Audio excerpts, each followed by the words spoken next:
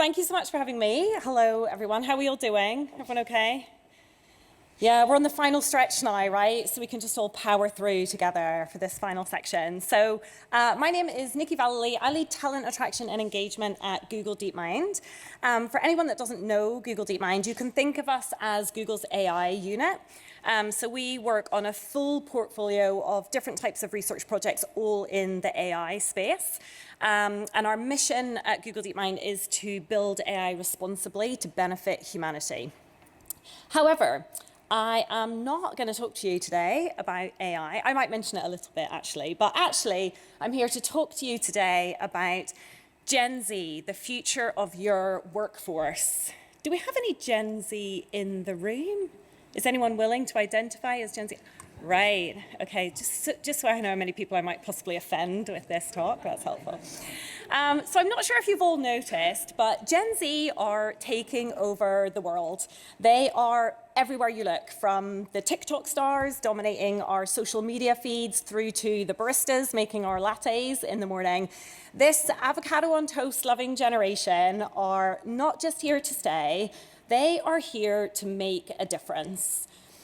Not to be too dramatic or anything, but I think it's pretty fair to say that with Gen Z, we are seeing a seismic shift rock what we all thought we understood to be a common understanding of the workplace. The world of work has changed forever.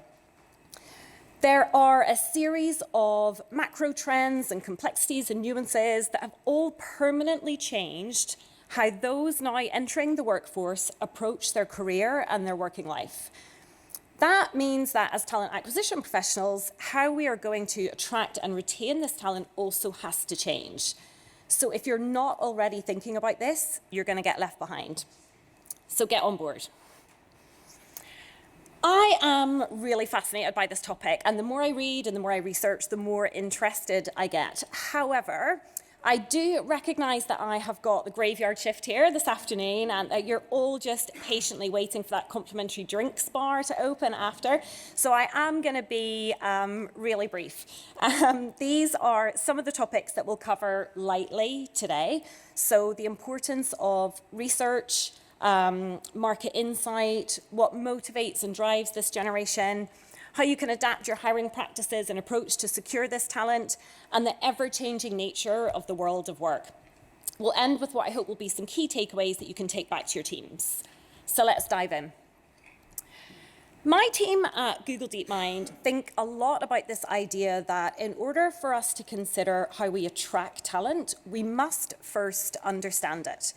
So my advice is do your research. Uncover what drives this talent pool. What motivates them? What challenges do they face? What do they need to be successful? This insight is going to be critical in informing your talent strategies.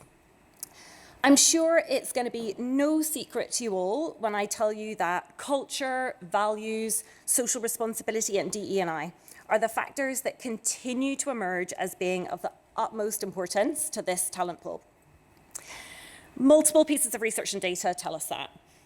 But in order to understand this even further, I actually think it's really helpful to take one step back and ask the question, why? So what's driving these motivations? Where is this coming from? And what's influencing this talent pool? And as with any generation, you can recognize that there will be a series of events and conditions that have existed as they grew up, as they came of age, that will have influenced their values, their beliefs, the challenges they face, and crucially for us, how they think about their career and their working life. Now, when I do this, this is where I become very sympathetic to Gen Z. Bear with me. Come with me on this journey. Think about it, right? Their world is chaotic. They are facing a very uncertain future. They are dealing with a catastrophic environmental crisis, economic turmoil, political unrest, just to name a few. And let's not forget, it's not that long ago that we have all just come through a global pandemic, where Gen Z in particular had to give up almost 2 years of in-person education, friendship making, relationship building, networking in order to keep others safe. Without a doubt, global events have had a profound effect on this generation and shaped them in ways that really differentiate them from those that came before. And the impact of these events and conditions is now what we're starting to see play out in the workplace. The pandemic alone has made them acutely aware of the importance of health and well-being. And Gen Z are looking for flexible policies that allow them to have more freedom to work where they want, how they want, and have more autonomy over their working day. This is a digital native generation, and they have seen firsthand the positive benefit that flexible working has, both on productivity and work-life balance. Gen Z also seek more than just a paycheck. They crave purpose in their work. They want to know that their contribution matters and it's creating meaningful change in the world. They care deeply about social inequalities. They've come of age during significant movements such as Me Too and Black Lives Matter, and they are the generation most likely to be involved in activism. And they want to align with organisations who are as equally committed to their social responsibility as they are and will demand actions from leadership on this. And of course, diversity and inclusion are of utmost importance to this talent pool. They've grown up in some of the most multicultural societies we've ever seen, and this has fostered in them a deep appreciation for the value and the power of diversity, the importance of having diverse perspectives represented in an organisation. They value an environment where differences are celebrated and leveraged as strengths. They want to work for organisations that are transparent about their culture and values and committed to building inclusive environments. A sense of belonging is really important for them to feel included, even more so since the shift to hybrid and remote working. They will look to leadership to act as role models for inclusive behaviour and, crucially, will hold them accountable for this. So if we have an understanding of what's driving and motivating this generation as they consider their career choices, how do we go about meeting these expectations and securing this talent? So this might come as no surprise to you, given this is a tech conference and I work at Google, that my advice is you must embrace technology in all its forms. Gen Z will want to work for an organisation that is technologically sophisticated, and they're likely to be quite suspicious of those that aren't. Think about it, right? I am pretty convinced that Gen Z are born into this world with a smartphone surgically attached to their hand that doesn't move for the rest of their life, okay? They would rather walk headfirst into a pole than miss a notification on their phone. So tell me this, anyone in the room who's writing job descriptions that are more than one page long? Anyone? Raise your hand. Yeah. Sorry to tell you, no one's reading that on a mobile phone. Every single thing you do must be mobile compatible. Raise your hand if you're still asking for CVs as part of your application process. Yep, lots of you. So consider how Gen Z consume information, right? It's generally in short form video content, TikTok, YouTube Shorts. So is the idea of a traditional 2-page Word document going to feel like the most authentic way for them to showcase who they truly are? Maybe not. Ask yourselves if that's really the right approach anymore. Consider your recruitment process and your candidate experience. Gen Z's entire life is customized, right? They don't have to wait for anything. They can binge watch an entire TV season in one weekend, and then when they're done, they'll have a recommendation for what to watch next. They don't have to work hard to find information. It's presented to them easily and readily in user-friendly formats. So it kind of stands to reason that they would expect exactly the same service when they interact with your organization. They want a hiring process that is efficient and easy to navigate. They are not going to stick around for 6 weeks for an interview process to complete. They will not wait 3 weeks for a hiring manager to make a decision. They will ghost you. This isn't them being entitled, as they're so often labelled. This is actually just the reality of the world in which they live in. So pick up the pace, stay connected, share information in easily accessible formats, Use social media to its full potential, share job postings and employee stories online, use video content to showcase your company culture, create videos that give behind-the-scenes look at your office, your employees, and can highlight your company's value and mission. Consider using technology to create a more personalized hiring experience and embrace AI tools that can streamline your recruitment tasks to help you move more quickly when identifying qualified candidates. Offer flexible working arrangements that meet their desire for a better work-life balance and provide employees with access to the technical tools required to support that. A second idea is to think about focusing on skills over experience. Gen Z is the most educated generation in history, but they may not yet have a lot of traditional work experience.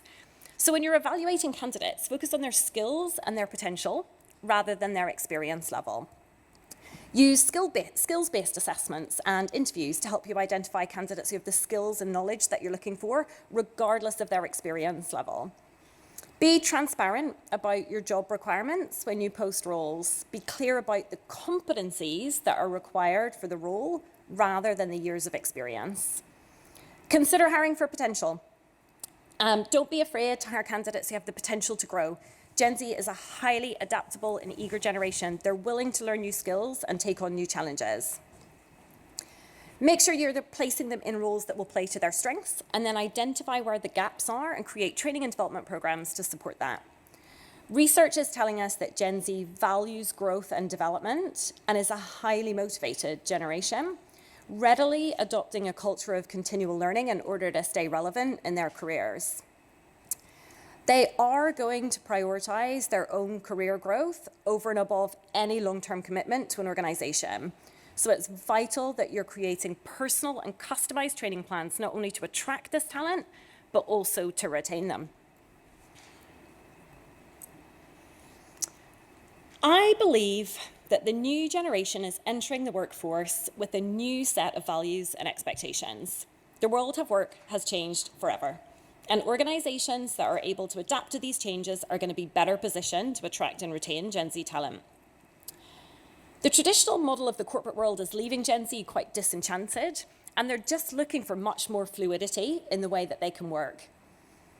I think it's a really common misconception that Gen Z job hop because they are disloyal or they're uncommitted. I actually think the truth is much more nuanced than that. They're just starting out, right? And let's remember, this idea of a job for life, it just doesn't exist anymore in this world. The idea of entering the workforce, staying with one organization until you're 65 and then retiring with this beautiful big pension pot, right? That's just not a reality that exists for this generation. And so because of that, they are redefining how they will approach and prioritize their career choices. It's highly unlikely that not only will they not be beholden to one company for all that long, they may not even be beholden to the same profession for their whole career. They are much more likely to move around in order to gain new skills, to get exposure to new technologies, or to experience different types of cultures and environments before they can decide where their passions truly lie. We already know that they value growth, development, feedback, a sense of community, autonomy over their working day, continual learning, good company culture, DE&I. So if you're not fulfilling at least some of these ambitions, they will leave. Remember the famous phrase, they won't change who they are, but they will change where they are.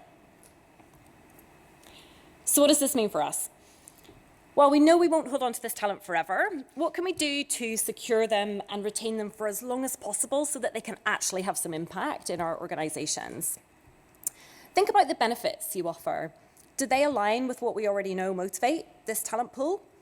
On the topic of wellness and work-life balance, can you consider offering things like gym membership or class passes or on-site fitness options? What about support for mental health, such as access to counselling, coaching, mental health days?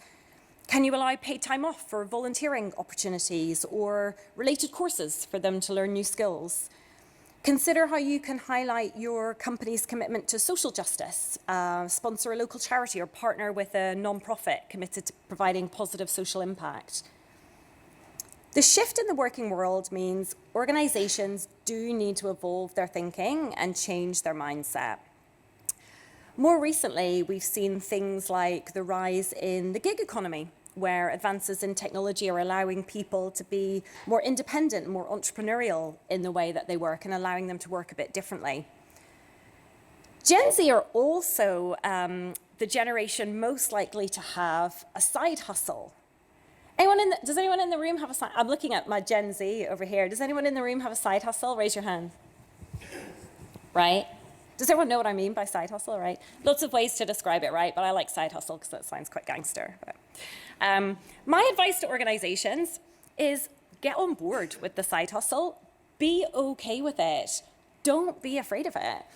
In fact, there is some research starting to show that employees with side hustles are more likely to show increased engagement and satisfaction in their regular role if they have a means of expressing that creativity outside of their work. If their side hustle means that they're fulfilled and happy outside of work, they're probably less likely to leave. It can actually be a brilliant experience, and it's likely employees are learning new skills and can bring that and that innovation back to their day-to-day role. So develop a policy on side hustles, define what's acceptable and what's not, communicate that really clearly to your employees, and then monitor their performance. I think you could be pleasantly surprised by the results that you start to see. So while we've talked quite a bit about how to attract and retain Gen Z talent, and we've discussed kind of why it's important that we need to start prioritizing and considering how we're going to find leaders of the future, it is important in doing so that you don't forget about the rest of us. So organizations do need to ensure that they are building bridges between all generations in order to meet everybody where they can thrive. In the workplace, developing an understanding of what shapes a generation is going to give you more insight into the lens in which each generation will be looking through, and crucially for us, how they think about their work and their career. In fact, we actually all go through really similar life stages, but what differentiates us is how we approach those. Now, in the workplace, at times, those differences will be painful and they will clash, but they can also be helpful. We should remember it's not about who's right or wrong or whose approach is better than the other. It's actually about accepting the differences and learning how to work with them.